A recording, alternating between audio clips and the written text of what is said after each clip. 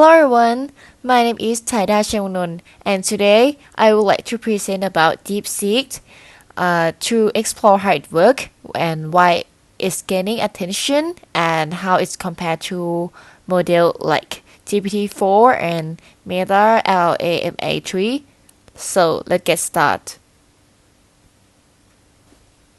So for the content today, we have what is DeepSeek, DeepSeek architecture, and about how training, performance, and DeepSeek versus the other AI models, and show a little bit use case and hand-on example, and we tell the limitation and the challenges of DeepSeek, and we'll have the summary and references. So, what is DeepSeek? DeepSeek is an open source language model developed by the DeepSeek V3 team. It's trained from scratch, meaning it doesn't rely on the previous model like GPT. It's freely available for modification and deployment, which makes it attractive for the researchers and developers that are looking for the transparency and flexibility. And DeepSeek is not just another LLM. It's designed with the openness in mind, unlike the OpenAI GPT model. DeepSeek provides full access to its weight, code, and training detail. This allows the community to contribute, modify, and improve the model. So next, let's take a closer look at the architecture of DeepSeek V3, which built on the Transformer framework with this key innovation. First, it's used Grouped Query Attention or GQA to significantly speed up the interface by reducing the computational cost while maintaining performance. And the sliding window attention technique makes it more efficient when processing the long context input, especially for the tasks like document summarization or last conversation. And DeepSeek V3 also replaced the traditional layer norm with the RMS norm, improving the training stability. And for the model comes in the different sizes like 7 billion, 33 billion, and upcoming to 67 billion parameter version, making it adaptable to various use cases and the hardware configuration. So additionally, it supports 32,000 token context lengths, which allow it to process much larger chunks of the data than many other models. For training, DeepSeek V3 used the for 16 and before 16 precision to optimize the memory usage, along with the weight, trying and activate checkpointing to reduce the model size and improve the efficiency during the training. So next, for efficient training and hardware, let's see how it trained.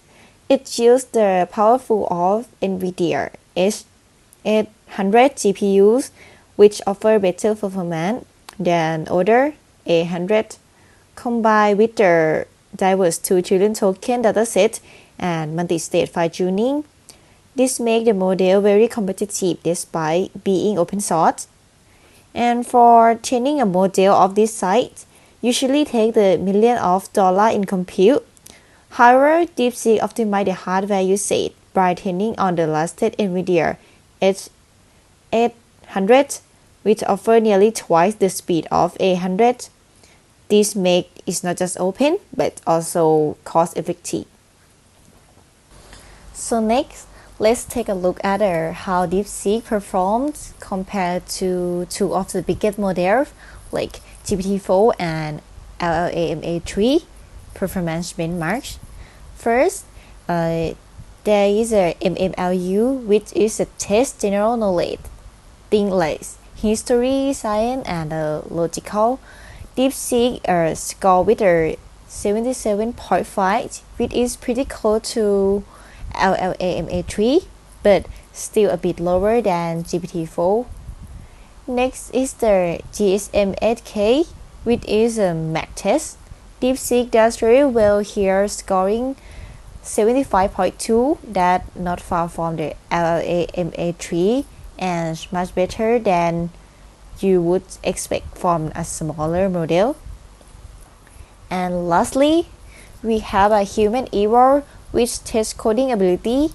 DeepSeek score with a 62, which is again quite strong and close to the LLMA3 and not too far from the GPT-4 too. So even though DeepSeek is a smaller model compared to GPT-4 or LLMA3 to 70 billion, it still holds its own, especially in the math and the code stat. That's made the DeepSeek a great option for the people who want strong performance in technical tasks, and because it's open source, it's also more accessible and easier to experiment within. So let's take a look at DeepSeek versus the other AI models. First, DeepSeek stands out because it's fully open source and under an MIT style license. This means anyone can freely use, modify, and even contribute to its development. In contrast, GPT-4 is proprietary, meaning it's not open to the public and you must pay to access it through the API. And for the LLMA3, while its open source is typically restricted for the research purpose, making it less flexible than DeepSeek when it comes to commercial application. And in terms of max token, DeepSeek, GPT-4, and LLMA3 all support long context, up to the 32K tokens. This is a significant advantage for the tasks requiring deep analysis over large amount of data. But however, while the GPT-4 offers the same token limit, it's locked behind a paid commercial API, and for the LLMA3, depending on the version, support token limit between 8K and 32K, but still carry some restriction too. But when we look at the GPU efficiency, DeepSeek shows its strength. It's designed to be a highly efficient, minimizing resource usage while still performing well. And on the other hand, GPT-4 and LLMA3 require more significant computational resource, which could be a challenge for smaller team or developer with limited GPU access. Finally, DeepSeek offers the public access through the platform like Hugging Face, meaning you can experiment with it without worrying about license fee. And for the GPT-4 doesn't provide this kind of open access. It's locked behind a paywall. And for the LLMA3, it's more research focused, so access is somewhat limited compared to the DeepSeek full freedoms. Next, for the use cases and real-world applications, DeepSeek is super very flexible because it's open source, and this means developer and company can fine-tune it with their own data, which you cannot really do with something like GPT-4. For example, a company could use a DeepSeek to build a custom chatbot that understands their internal document or respond to staff questions. And if you are the developer, you can also connect it to your IDE to help the write code and answer the programming question, or even though help with the data side tasks like explaining the data sets or generate Python code. And on the business side, company in e-commerce or even healthcare can use the DeepSeek to handle the customer support, to summarize documents or classify the tickets automatically. And since it's open source, there are no need to worry about expensive API limits or license. You can get the full access and control, which is a huge advantage. So next, let me show a quick demo, hands-on example on the DeepSeek. I use the DeepSeek Coder to build a real API, and I gave it a clear prompt to describing the expected behavior. As you can see, it generates the flag F that handle the input, processes it, and return the result following the expected outcome, and all with the proper formatting. So this is impressive because it saves a lot of development time for prototypes or back-end scaffolding. And next, for the prompt engineering comparison, this is example show how powerful of prompt engineering really is. Just a different prompt like prompt A and prompt B by adding a few more words to a second prompt.